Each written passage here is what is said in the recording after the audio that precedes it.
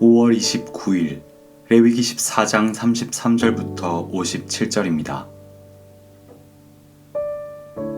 여호와께서 모세와 아론에게 말씀하여 이르시되 내가 네게 기업으로 주는 가나안 땅에 너희가 이를 때에 너희 기업의 땅에서 어떤 집에 나병 색점을 발생하게 하거든 그 집 주인은 제사장에게 가서 말하여 알리기를 무슨 색점이 집에 생겼다 할 것이요 제사장은 그 색점을 살펴보러 가기 전에 그 집안에 있는 모든 것이 부정을 면하게 하기 위하여 그 집을 비우도록 명령한 후에 들어가서 그 집을 볼지니 그 색점을 볼 때에 그 집에 푸르거나 붉은 무늬의 색점이 있어 벽보다 우묵하면 제사장은 그 집 문으로 나와 그 집을 이레 동안 폐쇄하였다가 이레 만에 또 가서 살펴볼 것이요 그 색점이 벽에 퍼졌으면 그는 명령하여 색점 있는 돌을 빼내어 성 밖 부정한 곳에 버리게 하고 또 집안 사방을 긁게 하고 그 긁은 흙을 성 밖 부정한 곳에 쏟아버리게 할 것이요 그들은 다른 돌로 그 돌을 대신하며 다른 흙으로 집에 발을 지니라. 돌을 빼내며 집을 긁고 고쳐 바른 후에 색점이 집에 재발하면 제사장은 또 가서 살펴볼 것이요 그 색점이 만일 집에 퍼졌으면 악성 나병인즉 이는 부정하니 그는 그 집을 헐고 돌과 그 제목과 그 집의 모든 흙을 성 밖 부정한 곳으로 내어갈 것이며 그 집을 폐쇄한 날 동안 들어가는 자는 저녁까지 부정할 것이요 그 집에서 자는 자는 그의 옷을 빨 것이요 그 집에서 먹는 자도 그의 옷을 빨 것이니라.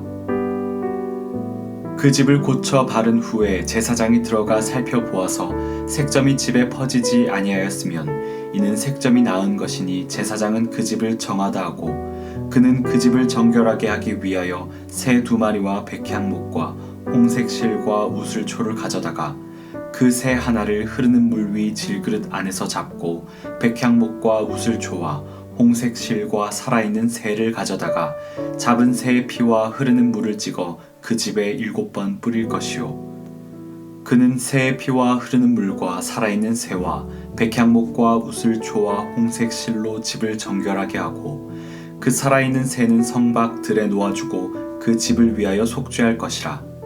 그러면 정결하리라.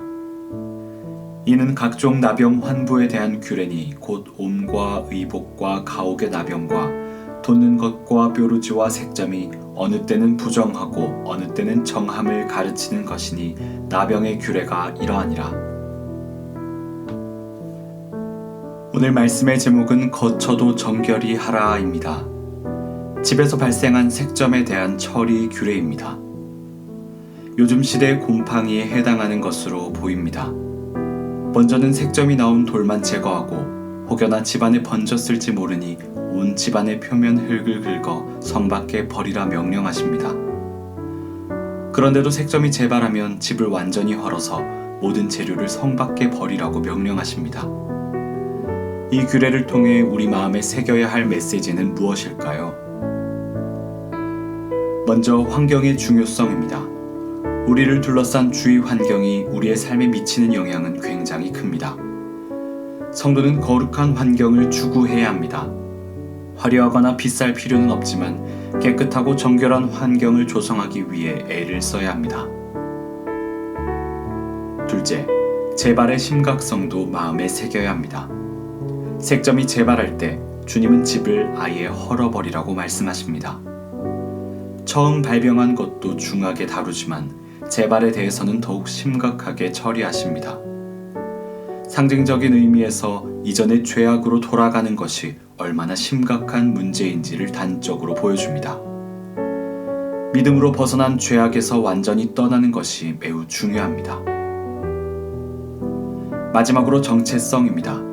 이 모든 규례의 배경에 성도의 정체성이 있습니다. 우리는 거룩한 주님의 자녀입니다.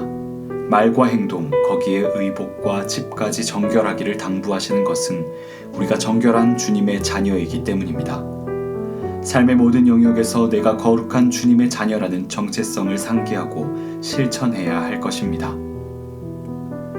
거룩한 주님의 자녀로서 삶의 모든 영역이 거룩하기를 주님의 이름으로 축복합니다.